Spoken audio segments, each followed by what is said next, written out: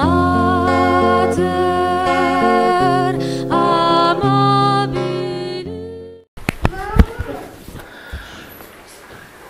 Šodien, ko mēs darīsim formācijā? Atcerieties, ka pagājušajā reizē mēs runājām par to, kam kristietības skola vispār ir vajadzīga, kāpēc mums ir vajadzīga. Un gan Marko stāstīja, gan es izteicu savas domas no pieredzes. Un šodien mēs varētu arī mēģināt daļu no tā īstenot dzīvē. Arī šodien man nebija viegli sagatavot šo materiālu, bet es centīšos viņu salikt kopā, cik vien labi iespējams. Un centīsimies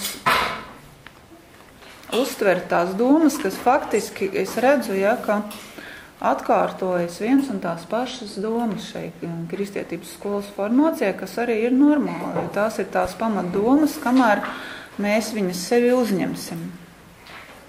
Un tāpēc šodienas kristietības skola atkal runā par personu baznīcā un kopienu baznīcā. Ja? Persona un kopiena baznīcā.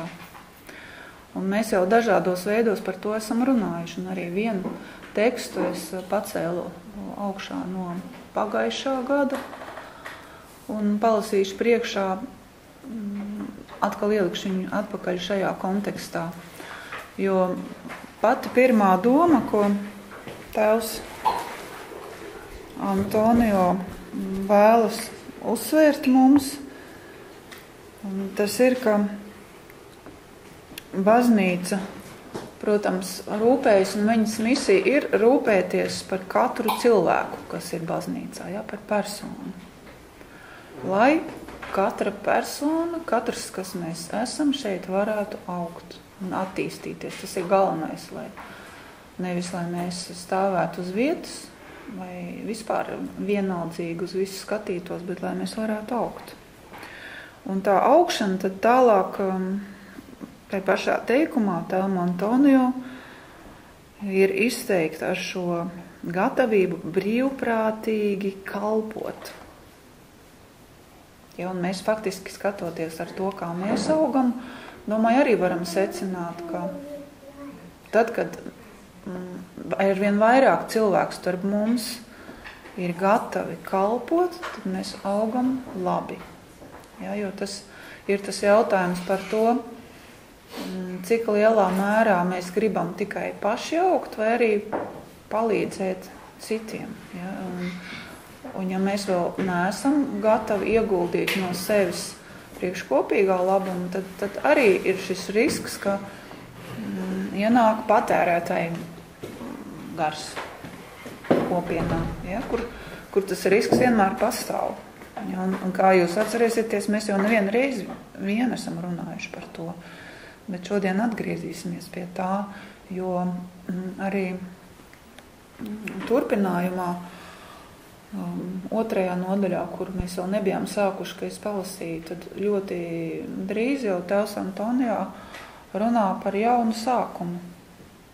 Un īstenībā mēs varētu tiešām sākt jaunu sākumu, ja, to atjaunot. Un tāpēc arī šodien noslēgumā katrs saņems šādu skaistu, ko Dācis ir uztaisījusi šo grāmatzīmīti, kur jau sen solījām jums ar atgādinājumu, kādas saistības mēs esam uzņēmušies šim kopīgajam labumam kopienā, ko mēs varētu teikt kā dāvanu no savas puses vēlamies dot, un tad mēģināsim to arī darīt. Tad arī pakāpeniski redzēsim, kā mums iet.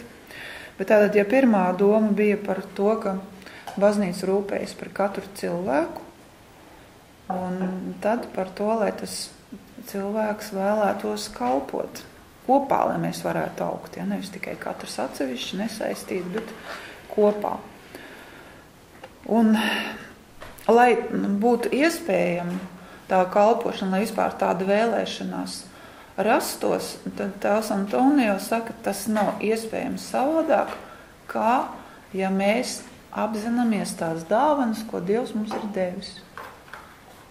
Ja? Un tad iznāk tā, ja mēs neesam gatavi kalpot, tad mēs vēl neesam sapratuši, ko Dievs mums ir iedevis.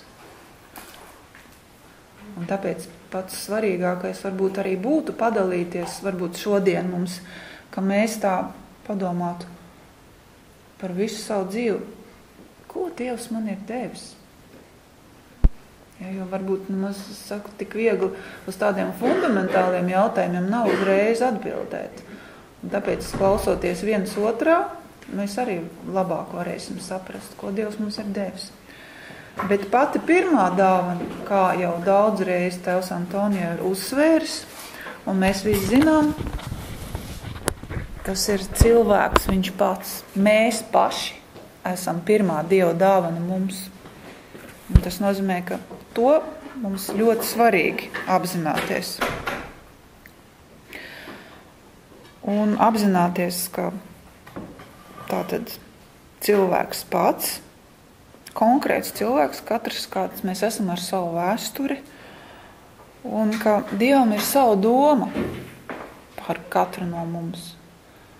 Un viņš mums ir devis attiecīgi dāvanas, un viņš arī ir iecerējis, katrai dāvanai arī atbilst uzdevums. Jūs atceraties tādu tēmu, kādreiz mums bija dāvana un uzdevums. Arī tad mēs varētu padomāt par sevi, lai būtu tā praktiskā saikne ar mūsu dzīvi, ko Dievs mums ir devis un ko viņš ar tām dāvanām ir vēlējies mūsu dzīvē. Varbūt pat mēs varam viens otram palīdzēt, ka mēs pasakām, kādas dāvanas mums ir un ko mēs varētu vēl ar tām dāvanām iesākt priekš citiem. Un tēvs Antonio piebilst, tātad kā Dievs to ir iecerējis, vēlējies un paredzējis, neraugoties uz visām redzamām aktuālajām nepilnībām. Ja, tātad mums visiem ir nepilnības, bet es atcerējos tādu Enrika Farela lūkšanu, kuru mēs arī kādreiz, man liekas, esam lasījuši šeit, bet tur tā galvenā doma bija tāda, ka tas ir kā dialogs ar Dievu, un ka Dievs katram no mums saka, mīli mani tāds, kāds tu esi. Ja? Es zinu tavas nepilnības, zinu tavus grēkus, tavus kritienus, negaidi, kamēr tu būsi pilnīgāks, labāks, perfektāks, jo tad tu nekad nesāksi mīlēt, ka ir mīli mani tāds, kāds tu esi. Tagad. Un tā bija tāda gara, skaista lūkšana, mēs varētu viņu kādreiz vēlreiz paņemt un kopā ieklausīties. Un pašās beigās tajā dialogā ir šie vārdi, kad Dievs mums saka, es tev neļauju mani nemīlēt. Ja, mīli mani tāds, kāds tu esi. Ja, negaidi neko vēl vairāk, ja, ka tu kļūsi tāds kā eņģelis, tas nekad nenotiks. Mums nav jākļūst kā eņģeļiem. Ja, vienkārši jābūt mums pašiem.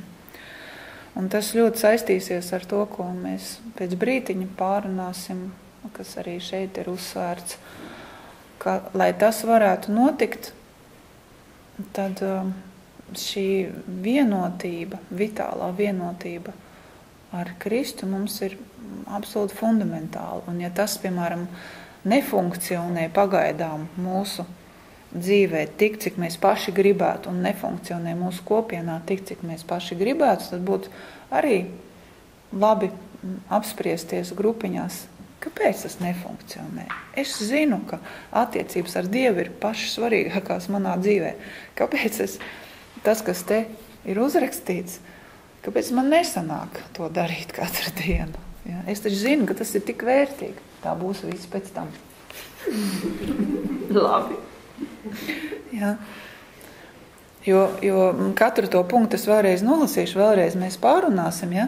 Bet tiešām tā ir, ka ja mums katram pa sevi būtu jāsaka, visi taču saprot, ka tas ir tik skaisti, tik labi, tik vajadzīgi. Ja? Bet vai tu to dari katru dienu?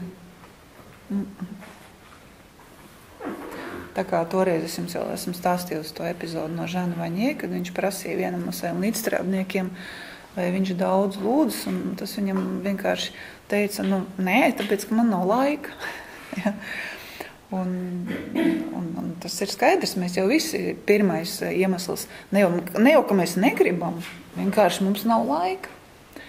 Un tad, kad pēc 4 brīvām dienām atkal viņu satika un atkal pārjautāja, ja, jūs atceraties, ka viņš tā teica, tagad bija 4 brīvas dienas, es iedomājos, ka tu daudz lūdzies. Un ka viņš skatās uz leju, uz savām kurpēm, uz kurpu šņoriem un saka, nē. Tad viņš saka, kāpēc? Tagad pasaka, kāpēc, jo tas jau nav tāpēc, ka tev nebija laika. Un tad viņš atbildēja, tāpēc, ka es baidos, ka Jēzus man var lūgt kaut ko, ko es neesmu gatavs viņam dot. Ja, tātad tās bailes, faktiski bailes no sevis došanas Jēzum, no tā kontakta ar viņu, ka viņš varētu mums prasīt vairāk, nekā mēs esam gatavi dot. Bet viņš jau nekad mums ar varu neko neatprasa. Ja, un tātad, jo mēs viņu vairāk iepazīsim, jo mēs sapratīsim, ka tas ir kārdinātājs, kas mūsos iedvež bailes. Jo bailes nenāk no Dieva. Un lūk, tātad, lai tas viss būtu iespējams, lai mēs varētu kopā viens ar otru dalīties ar tām dāvanām, ko Dievs mums katram ir devis, pilnīgi katram. Ja? Tad Dievs mums ir devis pats savu dēlu, Kristu. Un Kristus atnāca nevis tā, lai vienkārši parādītos, cik viņš ir dievišķs, ja, un skaists, bet viņš atnāca priekš mums. Ja, tā kā šeit rakstīts cilvēks priekš citiem cilvēkiem, ja, patiesas cilvēks un patiesas Dievs, bet viņš atnāca priekš mums, lai pirmkārt atklātu, ka mēs visi esam aicināti kaut kam grandiozi lielam, ja, šajā mīlestības dzīvē kopā ar Dievu, ar Tēvu, kas ir viņa tēvs, un viņš ar savu attieksmi un savām attiecībām to atklāja katru dienu, tāpēc viņš mācekļus aicināja būt kopā, nevis vienkārši lasīja lekcijas viņiem. Ja. Un otrkārt, kas ir tikpat svarīgi, ja, jo viņš ir cilvēks pilnībā, visā līdzīgs mums, pilnīgi visā, ja, izņemot grēku, ka viņš atnāca mums atklāt, kas mēs esam, kas ir patiesas cilvēks. Un tāpēc arī mums ir vajadzīgs šis kontakts ar viņu. Un tātad tālāk seko doma, ka tas viss, lai īstenojas mūsu katra dzīvē, ja, tai pilnīgi konkrētajā mūsu dzīvē, un ka šeit nepietiek, kā arī dažreiz es esmu dzirdējusi no dažiem no jums, piemēram, ka, teiksim, augsto teoloģiju mums nevajag. Ja. Mums ir jāredz, kā tas mūsu dzīvē ir pielietojams.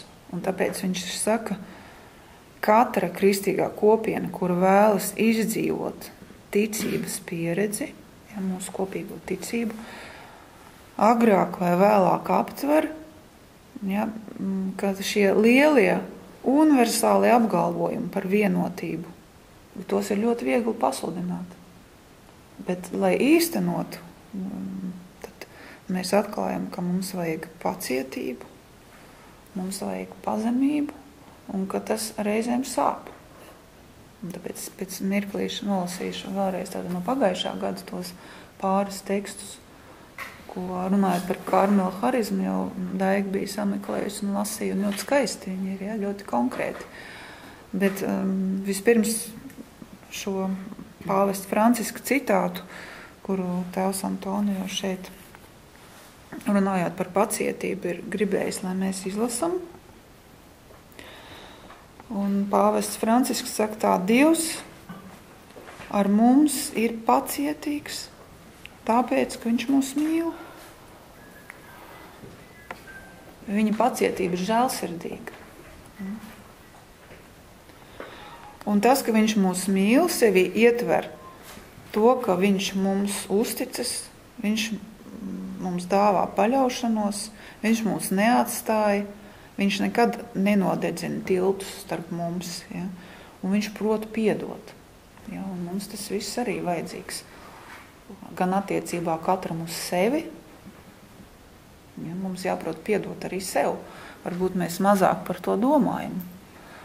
Varbūt priekšplānā ir cilvēki, kuriem mums ir jāpiedod, vai kuriem otrādi mums ir vajadzīga viņu piedošana. Ja. Bet mēs varētu arī kopā lūgties šo piedošanas lūgšanu. Ja. Dacē arī vienreiz bija doma, ka varētu mēs ielikt mājaslapā, ir tāda piedošanas lūgšana, kas jālūdzas ir katru dienu, un tur ir 2 daļas, faktiski vairāk daļas, bet 2 tādas, kur mums izvēles jāizdara. Kam mums vajag piedot un par ko mums vajag piedot. Un katru reizi apakšā ir vesels katalogs, no kura mums jāizvēlas. Ja? Bet katra šī kataloga iesākumā ir vārdi Jēzus Kristus vārdā. Es vēlos piedot tādam konkrētam cilvēkam, nosauc viņu vārdā.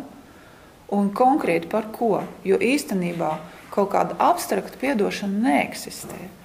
Un arī tad, kad mēs lūdzam piedošanu, piemēram, kad ejam pie grēksūdzes, mums taču tieši tādēļ ir jānosauc konkrēti tie grēki, par kuriem mēs vēlamies saņemt piedošanu. Nevis vienkārši pieiet pie biktskrēsla, lai mūs noskenē un pasaka, tev visi grēki piedoti. Ja? Jo tas, ko mēs neapzināmies, ko mēs neesam pareizi darījuši, kā tad mēs varam no tā tikt vaļā? Mēs nekā nevaram to izdarīt. Un tāpat arī, kad otrs mums lūdz piedošanu, ir jau svarīgi, lai viņš saprot, par ko viņš vēlas, lai neatkārtotu to. Ja? Un tāpat mēs vienmēr atkārtojam, bet lai vismaz tā doma ir, pie kā mums jāstrādā. Tātad, un arī vēlreiz atgriezties pie šī teikumu, ka tā ir žēlsirdīga pacietība, ar kuru Dievs mūs mīl. Tāpēc viņš saka, pavests tālāk, atcerēsimies to mūsu kristiešu dzīvē. Dievs mūs gaida vienmēr, arī kad mēs esam attālinājušies. Viņš nekad nav tālu. Un ja atgriezīsimies pie viņa, viņš ir gatavs mūs apskaut. Un īstenībā arī mums vajadzētu būt gataviem. Arī, piemēram, mēs zinām no mūsu vidus par tiem, kas ir attālinājušies dažādu iemeslu dēļ, arī varbūt kādu pārpratumu, neatklātu aizvainojumu dēļ. Ja? Tāpēc arī mēs esam runājuši par to, ka jo mēs ejam tālāk uz priekšu, jo mums ir jākļūst gatavākiem izrunāt to visu. Ja? Nav jau vajadzības vienmēr tādā asamblējā tagad pateikt, es tur toreiz tā, un viss klausās. Ja. Divatā. Tie, kurus tas skar, ja, ir dažās kopienās pat tādu, kā to varētu nosaukt, ka ir vairākas reizes gadā, kad viņi, varbūt pat biežāk nekā vairākas reizes gadā, ka viņi šo piedošanu cits citam lūdz. Ja? Bet atkal nevis abstrakti. Ja? Jo principā, tad, kad mēs ejam iekšā aglonā, ir šis akts, kad mēs viens otram lūdzam piedošanu, bet tur vairāk tas tiešām ir tā vispārēji. Ja? Nu, piedod, ja kaut kas tie, ja kaut kas, tas vienmēr mēs varam tā, bet ir svarīgi, ka tu saproti tas kaut kas tam otram ir bijis. Ja ne tajā mirklī, tad kaut kad vajag, jo mēs esam piedzīvojuši arī skaistus brīžus, kad cilvēki divatā apsēžās, izrunājās, un pēc tam ir viegli iet tālāk, vai vismaz vieglāk. Bet nes to sevī un kultivēt un marinēt, tas tikai noved pie neirozēm. Ja. Un tas katrā ziņā kopienas vienotību nevar stiprināt. Un tad tie citāti, kurus es jums apsolīju no pagājušā gada, kad mēs runājām par kopienas dzīvi Karmela harizmas kontekstā, tad pārdomājām arī šo citātu, kas gan nāk no Žana Vaņē atkal, ja? Jo viņam tomēr ir ļoti liela pieredze par kopienu. Un tā kopiena, kuru viņš vada, katra tā kopiena, jo nevis viss globāli skatoties, bet katra atsevišķā, ja viņas ir mazas.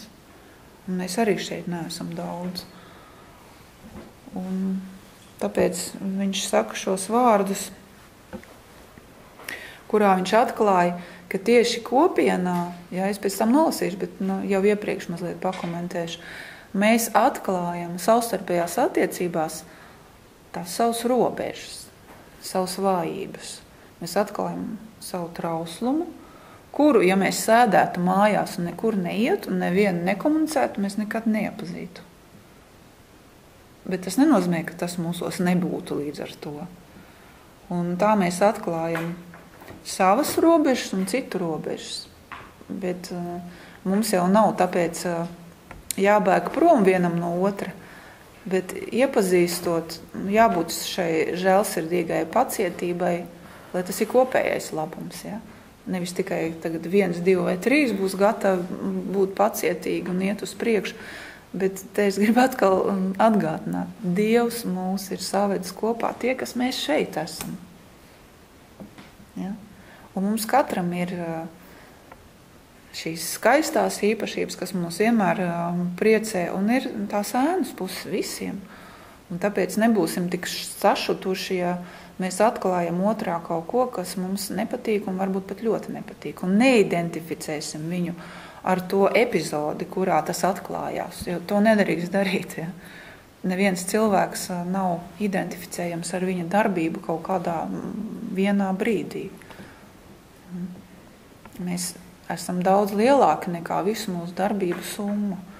Un tādā veidā ar to pacietību un arī, ka mēs redzam, ka otrs ir gatavs iejusties mūsu situācijā. Esmu tā pēdējos laikos, varētu teikt, tā sapratusi, ka tad, kad mums ir kaut kur ļoti grūti vienam ar otru, mēģināt sevi iztēloties otra vietā. Man personīgi tas ļoti palīdz. Ja? Ka tev šķiet, ka tas, kā tas otrs tā, bet iedomāties sevi viņa vietā. Ja? Gan tajā, ko varbūt otrs negrib no mums pieņemt, gan tajā, kā ar mums runā vai kaut ko izdara, ja vienmēr palīdz iedomāties, kā tu darītu, ja tu būtu otrā pusē, ja? Nevis tajā situācijā, ka tu gribi kaut ko otram pateikt.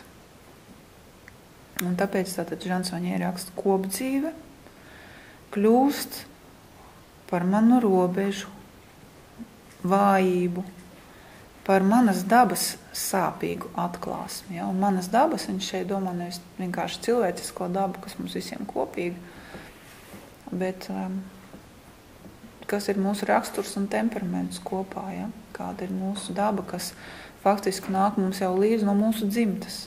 Un saprast, ka dažreiz šīs sadursmes starp mums nāk arī tāpēc, ka mūsos ir lietas, kas ir stiprākas par mums, dziļākas par to, ko mēs šī mirklī gribētu darīt. Ja? Es gribētu darīt tā, un tā kā apostols Pāvils saka, nelaimīgs cilvēks, es to, ko es gribu, to es nedaru, un to, ko es negribu, to es daru.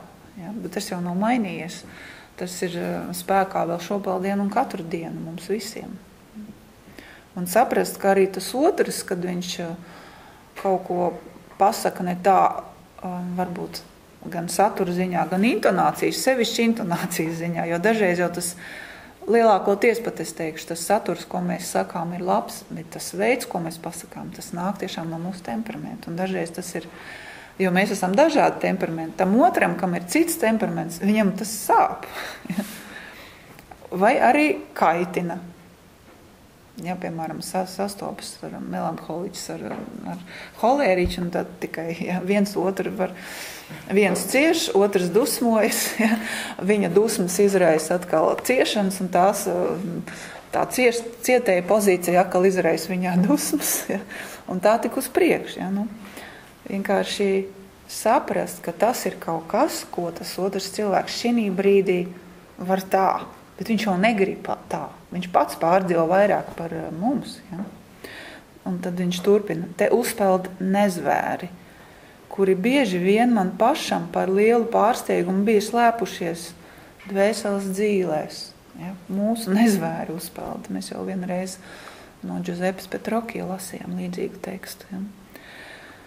Un šādas atklāsmes man ir grūti pieņemt. Es mēģinu šos nezvērus aizdzīt, tos atkal paslēpt, sev iestāstīt, ka to nemaz nav. Es bēgu no cilvēkiem, no saskarsmes ar viņiem. Vai arī uzveļu vainu citiem. Vainīgi ir vienīgi viņu nezvēri.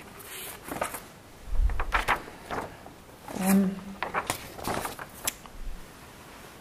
vēl Žans Vaņē saka par to visu. Kopiena ir vieta, kas ļauj apzināties mūsu dziļo ievainotību, ja, ka mūs var viegli ievainot. Bet svarīgi ir tos ievainojumus neturēt sevī tā, ka mēs vienkārši ierojamies sevi un pilnīgi saslimstam, ja mēs neesam ar mieru runāt par to. Tātad vieta, kur mēs apzināmies savu trauslu ievainotību un kur mācās ar to dzīvot. Ja, mēs cits citam, kā tēvs Antonio ir teicis, esam dāvana, bet mēs esam arī tie, kas palīdz mums iemācīties dzīvot. Kā jums šķiet, mēs arī grupiņās varētu pārunāt. Ja? Es vēl nesen pa sev domāju, apmēram jūs zināt, cik man gadu, ja es braucu pie mašīnā, es atceros, biju pie stūras un domāju, Jēzu, man ir tik un tik gadu. 30. Es vēl joprojām nemāku dzīvot. Palīdzu man iemācīties dzīvot. Un īstenībā ir tā, ka tiešām mēs viens otram mācām dzīvot. Jo kura definīcija tad būs pareiza? Kurš no mums nodefinēs pareizi, ko nozīmē pareizi dzīvot? Ja? Attiecībās mēs mācāmies dzīvot. Ja? Un tātad arī Jānis no Krusta minēja šo līdzību par to, ka mēs varētu savilkt tādu ar to salīdzinājumu, ko pagājušajā reize Elena pieminēja, ka tēvs Antonio stāstīja to, bet es izstāstīšu vēlreiz, jo visi nebija klāt, ja? Stāstīju šo salīdzinājumu, ka viens cilvēks ceļoja uz svētnīcu un pa ceļam satika 3 cilvēkus. Viņš ieraudzīja tādu akmeņu krāvumu, un tur cilvēks viens pārgurs. Viņš pieiet klāt un prasa, ko tu te dari? Un tas cilvēks tāds saīcis, dusmīgs, agresīvs saka, tu ko neredzi, ko es te daru? Es strādāju vaigas viedros, es vispār nevaru, faktiski mirdams šeit ņemos ar tiem akmeņiem. Ja? Viņš iet tālāk. Satiek vēl vienu, arī ķerrās tumitos akmeņus, un viņam arī saka, ko tu te dari? Un tas otrs jau ar tādu citu skatījumu, viņš saka, ko es daru? Es strādāju vaigas viedros, lai ģimenei un sievai nopelnītu iztiku. Ko es daru? Un tad viņš iet tālāk un satiek vēl vienu cilvēku un atkal ar tiem akmeņiem un prasa viņam, ko tu te dari? Viņš saka, ko es te daru? Un viņš tā smaida, apmierā. Viņš saka, es stūmju akmeņus, es ceļu katedrāli. Ja? Tātad mainās mūsu attieksme pret to, ko mēs darām. Un ja mēs ņemam vērā, ka mēs esam tie dzīvie akmeņi baznīcas celtnē, tad šī līdzība, ko svētais Jānis no Krusta saka, ka mēs kopienā pieslīpējamies viens pie otra. Un katrs, kas ir kopienā, mani slīpē. Jo viņš saka, arī akmeni pirms ielikt mūrī, vispirms tēš un līdzina. Un tāpēc mums katru jāuzskata, ka viņa uzdevums ir mūs veidot un slīpēt. Ja? Un tas notiek arī caur ciešanām, caur pazemojumiem un, protams, caur labām lietām. Bet tieši slīpēšana, kā tas beršanas process, ja, tas jau sāp. Bet ja mēs nepieņemsim un beigsim prom, ja, tad mēs tādi arī ar savām visām tām asajām šķautnēm tā arī paliksim. Ja kā bija viena filma, pirms daudziem gadiem es redzēju, kur bija cilvēks, kurš viņam bija pirkstu vietā šķēru asmeņi. Citādi viņš bija kā parasts cilvēks. Varbūt tā net redzēja to filmu? Viņa tā pazīstam, jā. Jā. Bet es ļoti, ļoti sen viņu redzēju, ja? Bet man palika atmiņā tas, ka Un pirmajā periodā, ka viņu satika, ka visi tur gribēja izmantot šīs viņa, ka viņš tur varēs dārzā skaisti tos dzīvžodziņus izveidot, čik, un viss gatavs, un visādas figūriņas. Un tad tas apnika. Un cilvēkiem vienkārši viņš bija nepieņemams. Jo, lai kā viņš censtos, tiklīdz viņš pieskārās, tā viņš ievainoja cilvēku. Ja? Un mums jāsaprot, ka ne jau tāpēc mēs esam slikti, ka mums kādreiz negribot iznāk otru aizvainot. Mācīsimies piedot un būt pacietīgi. Ja? Tā, tas ir tik tālu. Un tātad Tēvs Antonio arī nākamās nodaļas sākumā, kuru mēs šodien sākam ņemt un ņemsim vēl tālāk arī citas reizes, viņas saucas lūk līgavainis un skolotājs. Tad runa ir par Kristu, par šo, ko es jums teicu, ka tas ir pats svarīgākais. Jēzus atnāca, viņš mums atklāja savu tēvu, kas mūs gaida. Ja? Atklāja, kas mēs esam, un viņš apsolīja palikt ar mums šo savu klātbūtni līdz pasaules galam. Un tātad mums ir jābūt kā baznīcai par šīs kopības māju un skolu, bet Tēvs Antonio raksta baznīca bez Kristus, ja bez mūsu līgavaņa nevar būt māja. Un bez viņa nevar būt arī skolotāja. Bez skolotāja nevar būt skola. Un tas mums nozīmē, ka mums ir jārespektē viņa klātbūtne. Tas atkal mums aizved atpakaļ pie šīs domas, ka, lai respektētu viņa klātbūtni, tad taču mums ir jāiet pie viņa. Ja, un nevis tikai svētdienas misē, bet arī ikdienā jāuztur šīs attiecības. Un tas tad arī būs šis jaunais sākums, ka mēs šodien, saņemot šo grāmatzīmīti, nolemsim, ka mēs darīsim vairāk. Mēs nevaram, mums nav vajadzības apsolīt, ka tagad es darīšu visu 100%, tāpēc, ka mēs to nevaram 100% uzreiz. Ja? Ir dienas, kad var, ir dienas, kad nevar, bet 0%, tas ir jau izlaidība. Ja? Neko nedarīt tā labā. Ja? Un tāpēc viņš saka, personiski atjaunot mūsu kopienās katra šo es ticu, un mūsu kopējo mēs ticam. Lai tas būtu jauns sākums, es un mēs katram solim. Un, lai mēs to varētu izdarīt, mums ir jāatcerās šie Jēzus vārdi, es esmu dzīvība. Ja? Es esmu dzīvība. Un es esmu nācis, lai tiem būtu dzīvība, un nevis drusciņi, bet lai tā būtu pārpilnībā. Un mēs katru dienu, ejot pie viņa, arvien vairāk varēsim to īstenot. Un visbeidzot, pirms es to grāmatzīmīti tā vēlreiz tādu priekšā, vēl šie Avils Terēzes vārdi, ko Tēvs Antonio gribēja citēt, kad viņa saka, ka Jēzus ir viņas dzīves dzīve, atbalsts, kas mani balsti. Ak, manas dzīves dzīve un atbalsts, kas mani atbalsti. Ja mēs saprotam, ka tiešām viņš ir mūsu dzīves dzīve, tad jau mums vajadzētu kaut ko darīt, lai mēs būtu dzīvāki.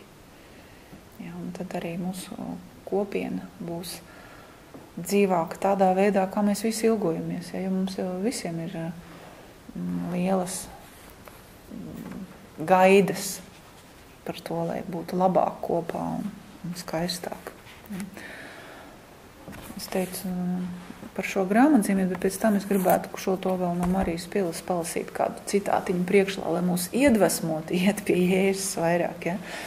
Tātad, kas ir mūsu šajā grāmatzīmītē? Tās ir mūsu katra dāvanas kopienai, katru dienu, ko mēs esam ar mieru dāvināti viens otram. Tas arī nav abstrakti. Lai mums tā kopiena saistās ar konkrētām sejām. Un tas nozīmē, ka pat tad, kad mēs nevaram atnākt uz tikšanos, starp tikšanās reizēm ir 14 vai 13 šādas dienas. Ja? Un, ja es nevaru atnākt te, tad es vienmēr varu būt vienot ar visiem pārējiem šo darot. Ja. Tātad pirmais ir tas, kas ir raksturīgs Karmelam. Karmelam ir raksturīga atklāt mūsu dziļo pasauli. Katrs cilvēks ir vesela pasaule, ļoti dziļa, un šī dziļuma dimensija, ja, iekšējā dzīve, ka mūsos mājo mūsu pašos dziļumos. Ja, kā Jānis no Krusta saka, dvēseles tajā augstākajā punktā mājo pats Dievs. Un dzīvot šai klātbūtnē, tā ir Karmela dāvana baznīcā. Ja, dzīvot ar dzīvo Dievu. Kā pravietis Elija teica, viņš ir dzīvs. Ja, šis Dievs, kura klātbūtnē es staigāju. Un tāpēc mēs katru dienu gribam dāvināt visiem mums un arī lielajai kustībai līdz ar to 15 minūtes kluso lūkšanu. Atceramies, ka ja kāds ir aizmirsis, kas ir klusā lūkšana, manuprāt, ka mums mājaslapā ir arī izlasāms, bet tādos īsos vārdos var atgādināt, ka tas nav nekas sarežģīts, pietiek vēlēties, pabūt ar Jēzu kopā, vienkārši pabūt kopā. Kā Jēzus mums teica, es jūs saucu par saviem draugiem, jūs esat mani draugi. Ja. Vai tad ar draugu kopā mēs vienmēr tikai runājam? Ja, protams, arī runājam, un arī šajā klusajā lūkšanā, pirmajā tajā daļā, mēs esam aicināti izlasīt kaut kādu atbalsts punktu, vai no svētajiem rakstiem, kādu fragmentiņu, vai no svēto dzīvēm, no kaut kādiem rakstiem, kas atbilst mūsu dzīves situācijai pašreiz.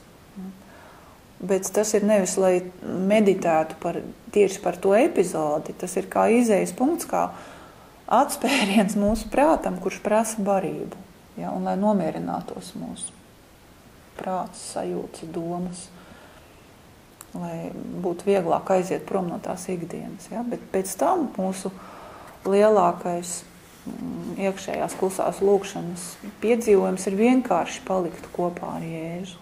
Ja? Jo, kad draugi ir runājuši, un draudzība taču ir mīlestības veids, ja? Atbildēts mīlestības veids. Ja? Tad taču mēs viens no otra pārtiekam. Ja, mums nav obligāti jārunā vai kopā jādara lietas, jāražo vienmēr kaut kas. Ja. Mums patīk vienkārši kopā pabūt. Un to pašu, kā Avils Terēze saka, ka mēs varam ļoti labi izmantot iztēli, pabūt kopā ar Jēzu, kas ir mūsu draugs. Par velti. Ja, viņš visu laiku, kā tēvs Antonija tādu uzsvēra, mums ir svarīgi būt viņam klātesošiem. Jēzus mums visu laiku ir klātesošs, un būt viņam klātesošam. Vienkārši. Kā es jums jau vairākas reizes teicu, tā te ir rakstīts 15 minūtes, bet ja tiešām mums ir grūti sākumā, un tā var būt, ja mēs to neesam darījuši jau ļoti ilgi, ja, ļoti ilgi, te ir divas nozīmes, ka esam kādreiz darījuši, bet tagad ļoti ilgi neesam darījuši jau, un otra nozīme, ka tas periods, kurā esam darījuši, vēl nav tik ilgs. Ja. Tad palikt 15 minūtes, varbūt sākumā mums nebūs uzreiz tik viegli, bet taču varam kaut cik palikt. Ja, iedomājieties, ka bērniem māca palikt 2-3 minūtītes. Maziem bērniem no 4 gadiem. Lai viņi pieredzētu tieši Dievu, kā dzīvo Dievu. Ja? Un varbūt kādreiz jums stāstīja, ka bērnu dārzā, kur arī mūsu bērni gāja, un tur šo epizodu atstāstīja audzinātāji, kāpēc tādu viņam tad mazi krēsliņi bija nolikti. Ja? Stūrīts, lūkšanas stūrīts. Bija arī uzfilmēts, tas bija tik interesanti, ka viņus māca pie klusuma, ja? Ka atnāk uz bērnu dārzu, un viņiem ir norunāts, ka tas pats pirmais mirklis, ka viņi atnāk, ka viņi klusumā, nevis uzreiz skrien, kliedz, rauj lietas, ja? Bija tā kā video rādīja, atnāk, un atklājas katru raksturs neiedomājami, ja? Viens tur nāk pa to līniju tik mierīgi tā noiet klusumā, aiziet uz to lūkšanu stūrīti, apsēžās, to mazo brītiņu pasēž, pieceļās un aiziet. Cits atkal savu temperamentu pilnīgi savādāk, ja. Atklāja mūs, ja, bet ka mācīt arī pie tā mazā brītiņa klusuma, ka tas ļoti svarīgi mums ir. Un viens no tiem bērniem, ja, pēc tās lūkšaniņas bija atnācis pie audzinātājs un teica, tu zini, viņš atnāca, Dieviņš. Ja. Jo viņiem māca arī paskaidroja, ja, ka Dievs nāk pie mums. Ja, tu zini, viņš atnāca. Un arī, kas mums ir vajadzīgs, lai paliktu Dieva klātbūtnē, mums ir vajadzīgs ticības akts. Ja.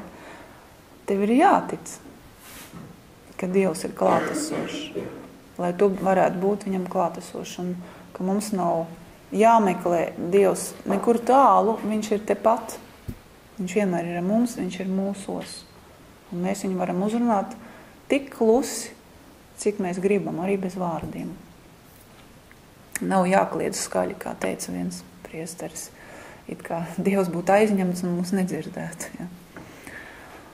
Tātad ideāli 15 minūtes, vēl labāk, ja vēl ideālāk var teikt.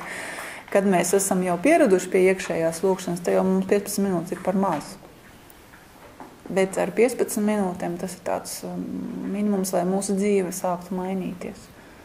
Ja jūs atceraties pagājuši gadu arī, kad mēs Karmeles skolā, kura, tad tā bija Elizabete no Trīsvienības, kas savai mammai teica, lūdzu, lai viņa tās 2 minūtes dienā to kluso lūkšanu paliek Dieva klātbūtnē.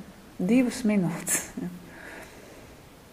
Un tātad 15 minūtes vēlamais, vēl vairāk ideāli, kurš jau, jo saprotiet, ka citādi mēs varam runāt un stāstīt svēto dzīves, Karmelu svēto, bet kā tad mēs kļūsim par karmelītiem, ja mēs nelūdzamies kluso lūkšanu? Nebūs īsti. Šī dimensija ir neaizstājama. Nekas to nevar aizstāt, lai mēs atklātu šo garīgumu un Dieva klātbūtni arvien vairāk mūsu dzīvē. Ja nevaram 15, tad mazāk, 10, 5, 3, 2. Ja. Tā taču nevar būt, ka mēs 2 minūtes nevaram laiku atrast. Ja, kā arī tas pats Enrika Kafarels teica, tāds vingrinājums bija, ja, uzraksts sev uz papīra 24 stundas ir, ko tu dari pa tam, ja? Labi, tā, vai tiešām tev nepaliek šis mazais mirklīts. Tālāk vēl viens, ko mēs ieviesām pirms, es pat nezinu, cik gadi jau pagājuši, 10 esi sveicināta par kopienu. Par mūsu kopienu, par mums.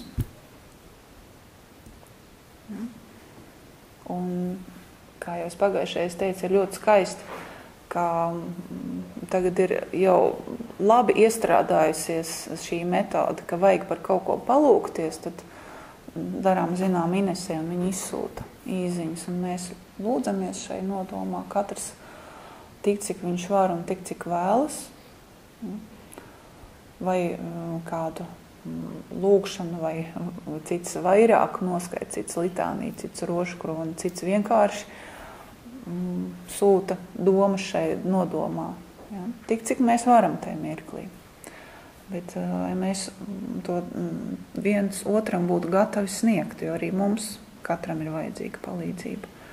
Tad mums ir Dieva vārdu lasīšana. Ja? Pagājušajā gadā es jums stāstīju arī no savas pieredzes, kā es atklāju, ka tiešām tas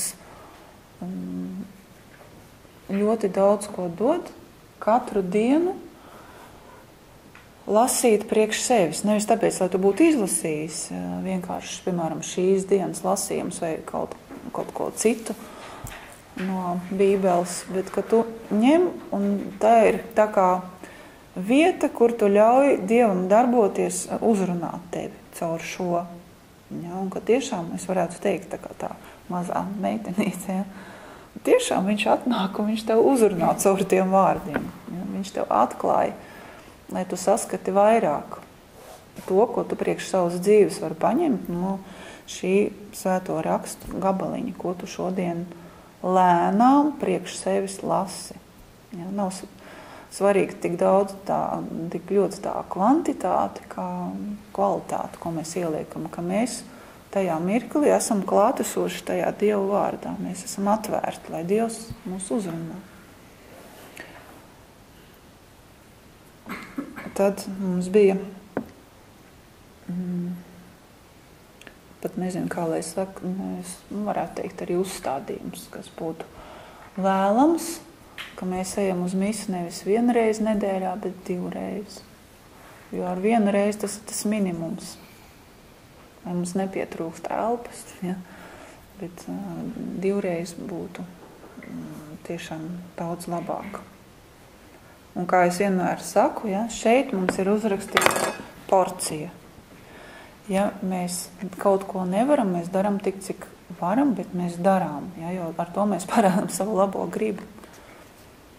Jo citādi, ja mēs teiksim, te kopienai tas trūkst, šitas, tas man nepatīk, šitas nav labi tā, bet ko katrs no mums ir ar mieru dot, lai ir labāk. Ja, šis ir viens veids, kā ieguldīt. Tad pa vienam es sveicinātu. Vienu es sveicinātu par mūsu bīskapiem. Gribam, lai mums baznīcā iet labāk. Noskaitam 1 reizi es sveicinātu katru dienu. Labāk jau vēl vairāk, bet tas mums tā izjūt nāk ar laiku. Ja? Tas jau šeit nav rakstīts ne vairāk kā 15 minūtes, ne vairāk kā 10 es sveicinātu. Ne vairāk kā 2 reizes nedēļā uz misiju. Ja?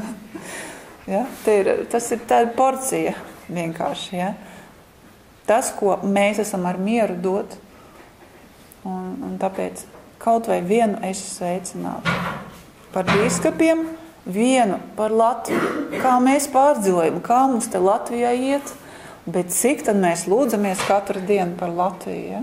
Vai mēs to vienu es sveicinātu noskaitam par Latviju katru dienu. Ja? Nu, tiešām, ja daudz to cilvēku darīt, būtu reāli izmaiņas. Ja? Jo lūkšana jau ir garīgs spēks, un garīgais ir daudz spēcīgāks par fizisko.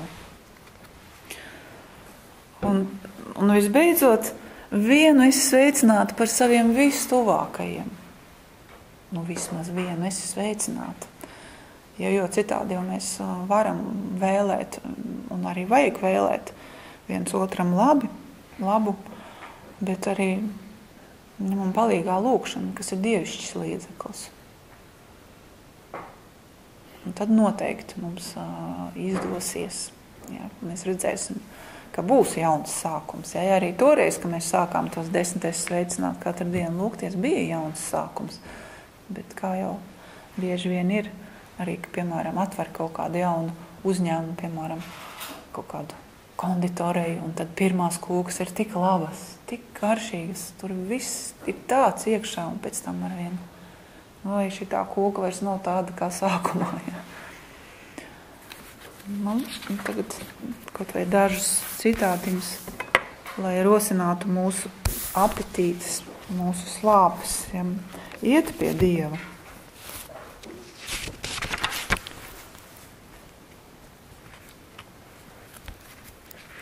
Tā, piemēram, vispirms par mūsu ticību, ka mums ir ļoti svarīga mūsu ticība. Un to es patulkošu jums no Marijas Piles, jūs jau bieži esat no manis dzirdējuši, jo Marija Pile ir man ļoti tuva, es pat tā domāju no svētajiem, svēto sadraudzumi, ja mēs padalītos, ja nāk visu svēto dienu, drīz būs, kuri svētie mums patiešām ir vistuvākie katram personiski. Ja? Tad, pat ja viņi vēl nav kanonizēti, man šķiet tāds īpaši tādas tuvas attiecības ar viņu ir. Un viņa saka, lai mūsu pirmā attieksme ir ticēt mūsu ticībai. Šķiet, kā tas ir? Ticēt mūsu ticībai. Palielināt mūsu ticību. Ja? Lūgt Jēzum, lai viņš palielina mūsu ticību. Un viņi saka, nekas ārpus ticības nevar atrast Dievu. Un kad mēs lūdzamies nemitīgi, nenogurstoši atgriezties pie Dieva ar mūsu gribu un izmantojot mūsu ticību.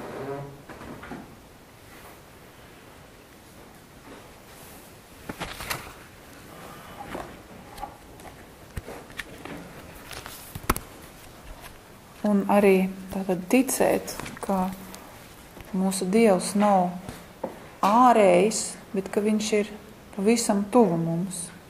Viņš nav tālu, viņš ir tepat. Tie esam mēs, kas dažreiz esam tālu no Dieva, tad, kad mums nav ticības. Tad mums ir jātic mūsu žēlastībai, tad par žēlastību pāris vārdus palasīsim. Mums katram ir dzīva žēlastība. Mūsu žēlastībai ir liela realitāte.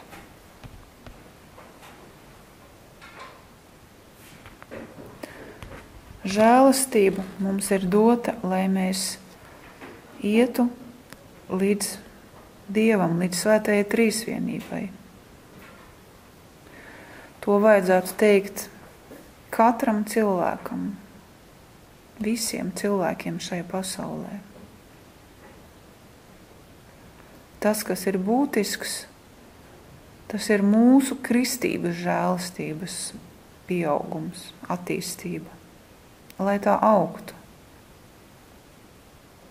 Ja mēs ejam tikai horizontālajā virzienā, tad mēs krītam atpakaļ. Mums ir nepieciešama šī vertikālā dimensija. Ja tāda kristības žēlastība ir ļoti dzīva realitāte. Mēs bieži vien to vēl neesam aptvēruši. Ka mums viss ir iedots ar kristības žēlastību, bet mums pašiem ir jāattīsta tas, lai sasniegtu visu to, ko Dievs mums vēlas dot.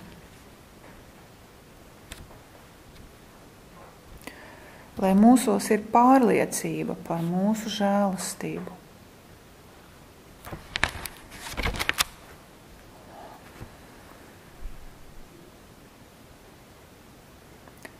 Un tad par šo otru žēlastību redzēt dvēselēs, ko labais Dievs tajās dara. Ko Dievs dara citos. Uzsvērt pozitīvo, atklāt dvēselēm viņu žēlastību. Jo žēlastība pieaug, jo mums ir jākļūst mazākiem, pazemīgākiem. Tad par sevis došanu.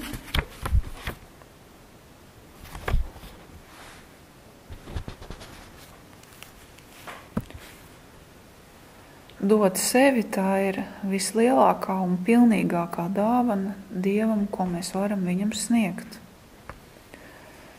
Sevis došana mūs dara radniecīgus Kristumu, Jēzumu. Sevis došana mūs identificē ar viņu.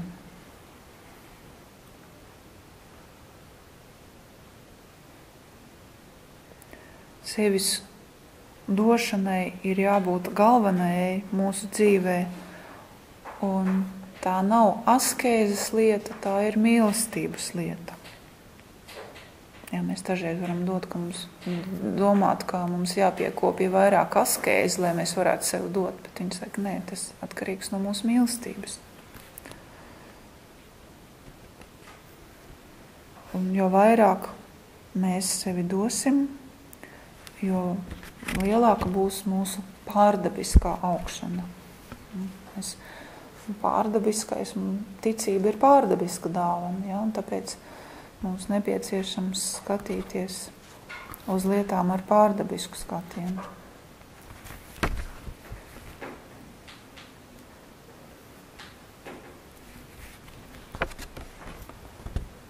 Un par pazemību vēl.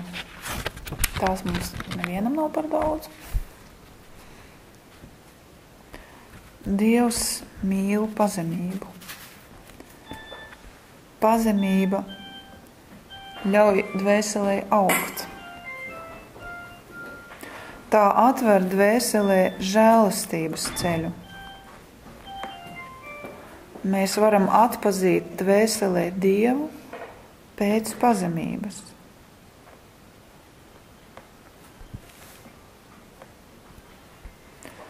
Mums ir jāmācās šo pazemības ceļu, jāiet pa to, lai mēs atrastu Dieva gaismā mūsu vietu, mūsu patieso vietu.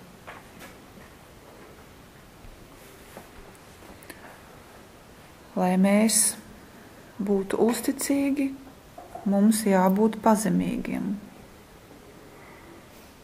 Uzticamas dvēseles ir pazemīgas. Pazemība, tā ir virzība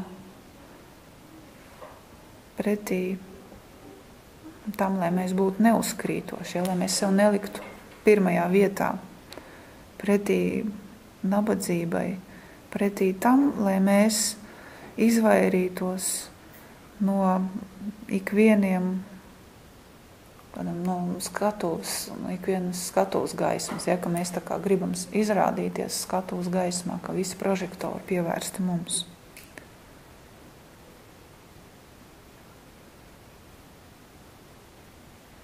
Pazemība vieno mūs ar paša Dieva vārda virzību. Viņš, kurš vēlējās nokāpt, nevis kāpt augšā. Ja mēs vēlamies kāpt, tad mēs ejam pretī Dieva vārda virzībai.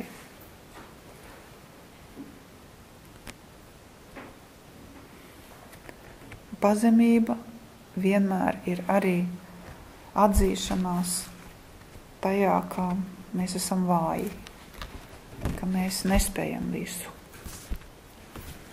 Un kā pēdējo kaut ko Svēto garu.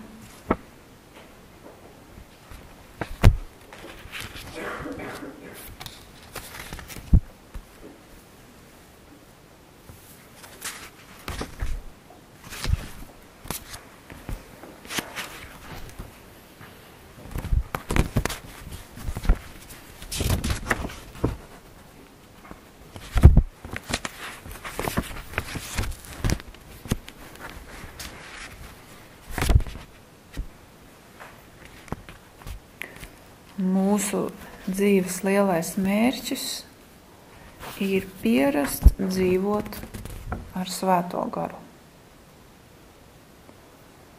Pierast pie viņa, lai viņš varētu mūs ņemt un izmantot savā darbā.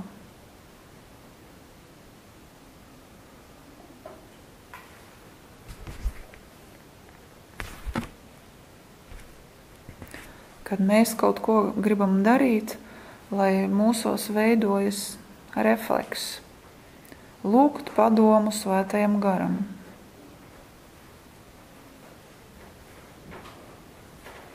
Svētais gars ir jāmeklē mūsos, mūsu dziļumos. Tas ir mūsu lielais uzdevums. Visa garīgā dzīve ietver to, atrast mūsos Svēto garu, lai ļautu viņam sevi vadīt.